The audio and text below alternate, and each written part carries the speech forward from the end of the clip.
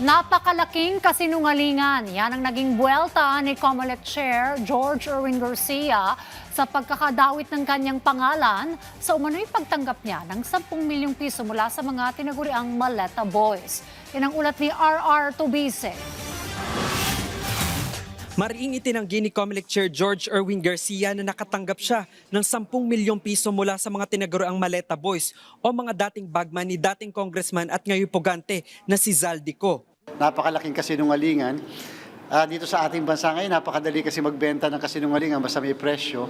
Ayon kay Garcia, hindi siya nagmamadaling maghain ng kaso habang wala pang sinumpaang salaysay ang mga nag-aakusa sa kanya. Git niya, mahalagang matukoy din kung sino ang mga nasa likod ng mga paratang, kung may handler, may mga nagpondo o may mga nagdikta sa mga pahayag laban sa kanya. Tinukoy din ni Garcia ang pabago-bago umano ng mga salaysay. Una na siyang iniuugnay sa 4 na maleta ng pera pero ngayon isa na lang umanong bag ang lumalabas sa akusasyon. Itinanggi rin ng COMELEC Chair na may kinalaman siya o ang komisyon sa anumang flood control project. Paliwanag niya, wala namang ipinapagawang kalsada o flood control project ang COMELEC. Nanawagan si Garcia na huwag agad husgahan ang mga taong nadadawit sa mga aligasyon nang wala pang napapatunayan. Hindi po ba para nakakatakot na sira ka na sa publiko? Ikaw magpapatunay later na hindi totoo. Parang baliktad po eh.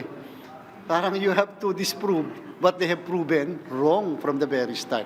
Napaka-unfair ng nangyayari ito sa atin.